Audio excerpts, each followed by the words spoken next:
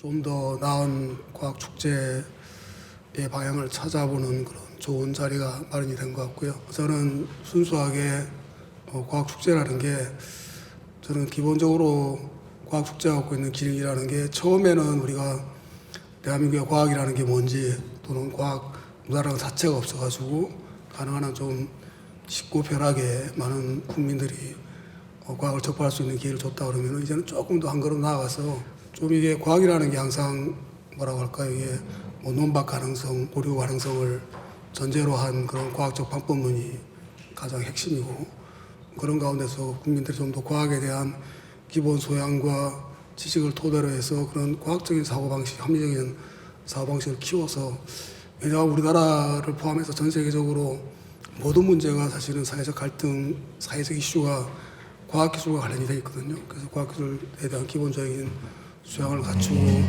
합리적인 태도를 갖는다 그러면은 저는 우리 사회 전체가 문제 해결 역량이 커질 수 있는 그런 중요한 사회적 자본으로서의 과학 문화가 굉장히 중요하고요. 그런 거를 좀 많이 확산할 수 있는 그런 장으로서의 과학 축제.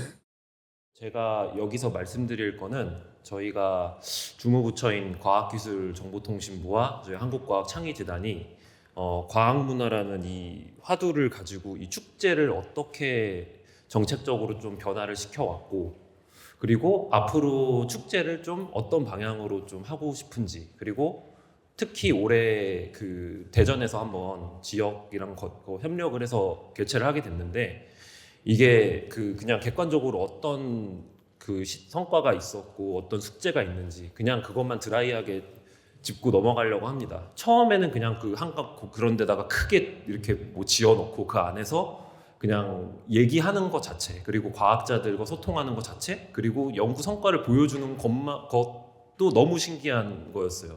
그런 거 하다가 지금 이제 중간에는 이제 창의인재 육성이라는 그거에 따라서 보통 이제 그 여름 방학 때 주로 열었는데 이런 컨벤션 형태의 행사를 진행하게 됐는데 이때 저 사진을 한 이유가 이제 킨텍스 가보시면 알겠지만 그 넓은 데를 다 학생들이 버스로 대절하고 줄 서고 건물 밖에까지 줄을 설 정도로 이렇게 참석을 했었습니다. 그래서 학생들을 위한 진짜 행사였고요. 축제로 넘어오면서는 이제 그야말로 고도화된 컨텐츠를 되게 하기 적합한 게 이제 저희는 야외에서 도심에서 하는 그 선진국의 형태가 가장 적합하다라고 생각이 되게 변화된 흐름이라고 봐주시면 될 것 같고 과학 축제라는 거를 되게 잘한다라고 하면 대표적으로 이 세 개가 주로 많이 거론이 됩니다. 그래서 미국의 월드 사이언스 페스티벌하고 그 영국의 에든버러 과학 축제와 첼트넘 과학 축제를 많이 얘기하는데요. 이런 도구를 이용해 가지고 그 대중과 소통을 엄청 잘 하고 있어요. 과학 축제를 도시와 함께 이렇게 개최할 수 있는다는 것은 좀 저희가 봤을 때는 세 가지의 특징이 있는 것 같습니다. 이게 그 미국과 영국을 예시로 든 것도 참 이런 방향인데요. 이런 거를 개최할 만한 그 적절한 도시와 인프라가 일단 있어야 되고 그리고 수준 높은 컨텐츠가 있어야 됩니다. 그리고 그 수준 높은 컨텐츠를 받아들일 수 있는 대중들이 있어야 되고요. 그래서 이 세 가지 요소가 잘 갖춰졌을 때 저희는 이제 과학 축제라는 게 잘 개최가 되지 않나. 그래서 미국과 영국이 굉장히 대표적으로 거론되는 게 이 삼박자가 굉장히 잘 맞는 거고 그리고 저희 한국에서 개최하는 과학 축제가 그래도 가능성이 있다라고 보는 게 이 세 가지를 잘 할 수 있을 것 같기 때문이라고도 생각을 합니다. 저희가 앞으로 강화해야 될 부분은 브랜드 인지도를 이제 대중들한테 이게 대한민국 과학 축제가 그거예요 하는 부분을 원래 가지고 있던 고객들한테 알려주는 부분과 성인으로 했을 때 이 과학 축제라는 게 학생들이 아니라 성인들도 즐길 수 있습니다 하는 거를 강조해 주는 게 굉장히 중요할 것 같고요. 그리고 후원과 협력의 확대가 되게 중요할 것 같습니다. 이게 되게 넓고 되게 많은 기관과 협력하다 보니까 이거를 이제 제대로 활용하기 위해서는 후원이나 협력이 많이 필요합니다. 그리고 대표 컨텐츠의 발굴인데 저희가 그동안 다양한 시도를 했었습니다. 포텐셜을 보기는 했지만 이런 것들도 하나 좀 발굴해야 되는 숙제가 있다고 생각을 하고요. 여기까지가 저희가 이제 생각한 시사점까지고요. 그래서 2024년 대한민국 과학축제는 이런 저희가 했던 건 더 잘하고 숙제라고 했던 건 더 보완을 해서 아마 이쯤 할 것 같고, 그 장소는 아직 정해지지는 않았습니다. 뭐 어떻게 흘러갈지는 아직 잘 모르겠지만 저희가 좀 여기서 포럼에서 나오는 그런 주제들이나 이런 걸 좀 그 말씀하시는 걸 좀 들어보고 저희가 한번 잘 준비를 해보도록 하겠고, 뭐 제가 이렇게 말하는 걸 한번 들어보셔서 또 이제 패널 분들도 또 이런 말씀을 더 해야겠다 하는 것들이 좀 더 오셨을 거라고 생각해서 잘 말씀해 주시면 저희가 그 주무부처랑 잘 협의를 해서 목적과 취지에 맞게 잘 준비해 보도록 하겠습니다. 감사합니다. 대전세종연구원에서 대전시 관광 정책을 연구하고 있는 윤설민이라고 합니다. 사실 이번 그 축제가 대전에서 개최가 되면서 사실은 제가 과제까지 하기까지 사실은 되게 여러 가지 일들이 있었는데, 사실 제가 올해 했던 과제 중에 제일 뿌듯했던 과제라고 이제 감히 말씀을 좀 드릴 수는 있을 것 같습니다. 기존의 이 결과와 도출을 안 했던 것 중에 하나가 사실 경제적 파급 효과라든지 아니면 가상가치 평가법 같은 걸 써서 과연 이 대한민국 과학축제를 사람들이 얼만큼 가치 있게 생각을 하는지를 갖다 정량적으로 한번 뽑아보자. 대행비를 통해서 나오는 파급 효과가 얼마냐. 실제 이 두 가지를 분석을 해봤더니 이번 축제로 인해서 생산 유발 효과가 약 한 940.7억 원 정도. 사실 이게 그만큼 있다라고 누가 증명은 할 수 없겠지만 설문조사 결과와 실제 투입되어 있는 비용들을 봤을 때는 이 정도의 효과가 나타났다는 거죠. 그다음 또 하나는 이제 CVM은 보통 저희가 그 가상가치 평가법이라는 방법으로 쓰는 경제적 방법 중에 하나입니다. 이 축제는 입장료가 없는 축제입니다. 그래서 입장료는 없는데 만약에 입장료를 낸다라고 했을 때 너 얼마 정도의 지불 의사가 있는지를 평가를 하는 방법이라고 보시면 돼요. 대한민국 과학축제 올해 방문객이 이제 40만 명이 넘었죠. 그리고 나서 이제 그거에 대해서 실제 가상가치 평가법에서 한 17,000원 정도의 입장료가 되면 난 지불할 의사가 있다 정도까지가 나왔습니다. 이걸 결합을 해봤을 때 대한민국 과학축제가 약 71억 정도의 가치가 있다. 사실 그 낮은 가치는 아닙니다. 저희 보고서에 담아놨지만 일반적인 지역 축제에서의 부분보다도 어느 정도 높게 나왔다는 부분에서는 대한민국 과학축제가 사실은 굉장히 좋은 효과를 보고 있다는 것을 알 수 있겠고요. 대한민국 과학축제가 향후 가기 위해서는 몇 가지 짚어야 될 방법들, 방향성들이 좀 필요한데 그중 몇 개는 이제 노 팀장님께서도 말씀해 주셨던 거랑 거의 일맥상통합니다. 첫 번째는 일단은 개최 지역 장소가 바뀌게 되는 거에 대한 문제점들이 사실 되게 많습니다. 보통 축제는 정해진 공간에서 매년 하는 게 제일 좋습니다. 그래야지만 사람들 머릿속에 인식이 되고 언제 어느 때면 그 축제가 거기서 개최되는지라는 이미지가 생기거든요. 브랜딩을 하기 위해서는 아까도 말씀드렸지만 대한민국 과학축제를 모르시는 분들이 많으실 수 있어요. 왜냐하면 대한민국 과학축제라고 하면 그거 자체가 네이밍이라고 모르시는 분들도 되게 많으시더라고요, 보니까. 그래서 그런 점에서 봤을 때 사실 개최 전과 중과 후에 대해서 좀 더 프로그램을 개발을 해서 접근을 해야 된다. 축제에서 사실 중요한 것 중에 하나가 어쨌든 그 축제만 가면 할 수 있는 뭔가의 컨텐츠가 하나 필요한 건 사실이거든요. 근데 그런 부분들을 아직까지는 못 찾았다는 부분에서 사실은 해야 되는 부분, 킬러 컨텐츠에 대한 부분들을 좀 찾아야 된다는 것을 좀 말씀을 드리고요. 이 축제가 성공했다라고 했을 때 과연 어떻게 되면 성공했다라는 표현을 쓸 수 있을 것이냐. 우리는 같은 목표를 가지고 있느냐에 대한 고민들이 있어야 된다는 거죠. 그리고 이 축제는 어떤 축제가 되어야 되나? 그러니까 과학이라는 단어의 과학이 무엇이부터 시작을 해서 과학을 향유하는 거냐, 아니면 박람회처럼 기술을 어떤 첨단 기술을 갖다 공유하는 거냐, 아니면 대중을 향해서 어떤 그 문화적인 관점에서의 어떤 기술 개발된 거를 향유하는 거냐에 따라서 개념들이 명확하게 돼야지 거기에 따라 실행 계획들이 구체적으로 나온다고 생각하죠. 사실은 어떤 축제가 본인의 컨텐츠, 축제가 반드시 해야 할 역할, 그 축제가 무엇을 말하기 위해서 축제를 개최하는지에 대한 게 명확하게 내실이 기해지면 그 다음에 시민들이 내실 있게 모이기 시작하고 자연스럽게 관광 효과가 나타나요. 그런데 내실, 속살이 제대로 채워지기 전에 섣불리 관광 이론만 갖다 들이대면 그 축제를 성장시키는 과정에서 되게 헷갈리는 거예요.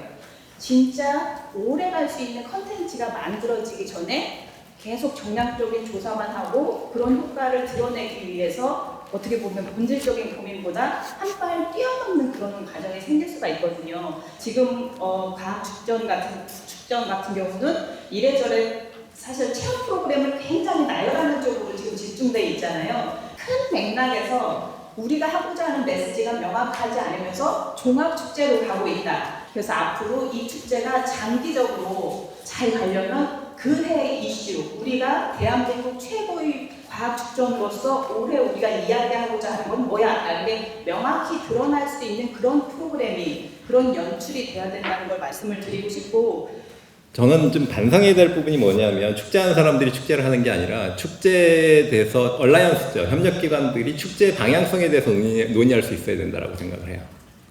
그죠? 축제하는 사람들은 축제는 형식을 갖춰줄 수가 있어요. 이런 것들을 잘하게 할 수도 있어요. 근데 이 컨텐츠를 어떻게 가져갈 거에 대해서 누가 얘기할 수 있냐면 그 과학하는 사람들이 할 수 있어요. 제가 어떻게 그걸 알겠어요. 과학자가 아닌데. 그죠? 그래서 저는 아주 세부적인 걸로 그 축제 자문단 같은 컨텐츠 자문단을 좀 만들어서 거기서 의견을 도출하고 그게 방향을 설정하고 이런 과정들이 좀 필요하지 않나라는 생각을 합니다. 그래서 과학 축제 과학자들이 조금 관심을 갖고 하는 게 필요하고 이거는 축제가 아닐 수 있어요. 박람회일 수 있어요. 기술을 공유한다는 게 박람회거든요. 그래서 축제라는 단어를 쓰려면 우리가 함께 뭔가를 기술을 다 모아서 함께 뭔가 목표를 달성하는 모습들 그러면서 함께 뭔가를 느끼는 그런 것들이 좀 필요한가 하지 않나 생각을 하고요. 저희가 이번에 2023년 그 과학 축제를 보면서 아이템에서 혹시 보셨으면 느꼈을지 모르지만 연구소에서 출연연 연구소에서 자기들의 킬러 되는 기술을 보여주기도 하고 어떻게 보면 스토리를 보여주는 경우가 있었거든요. 자기 일을 하면서 이건 플러스 알파로 밤을 새서 하신 거거든요. 그러니까 이런 아이디어를 저희가 내서 하고 있는데 저도 여기 와서 말씀을 드리고 싶은 건 사실 과학축제나 이런 두 가지가 있지만 이걸 위해서 저희가 이제 어떤 주제다 하면 저희가 토의를 하거나 이런 시간이 많지는 않습니다. 현업에 너무 많이 되다 보니까 그런 기회가 좀 더 있어야 된다는 생각을 가지고 있습니다. 근데 저희도 킬러 콘텐츠를 만들고 싶어요. 킬러 콘텐츠 기술이 뭔지 저 연구소는 저걸 굉장히 잘해요.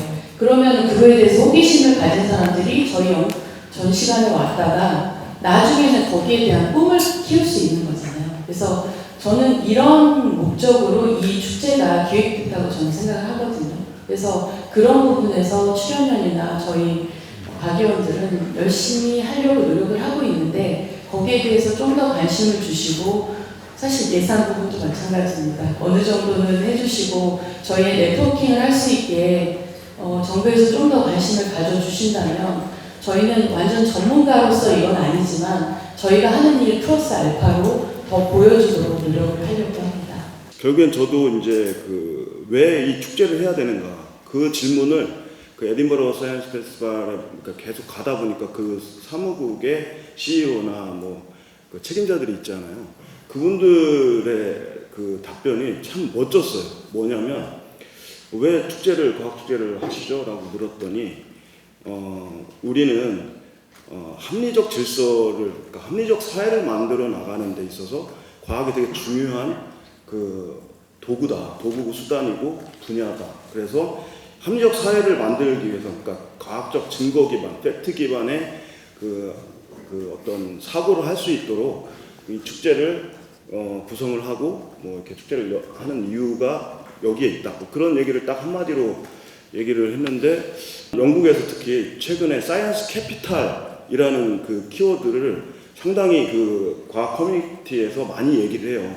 그래서 이공계를 안 간다고 해서 막 투자를 직접적으로 했는데 잘 안 오더라는 거예요. 근데 과학 자본을 그래서 늘려야 된다. 그런 이제 그 킹스 컬리지라는 그 어떤 대학에서 교수님이 그 연구를 했는데 과학 자본이 국가적으로 확산을 해야 된다.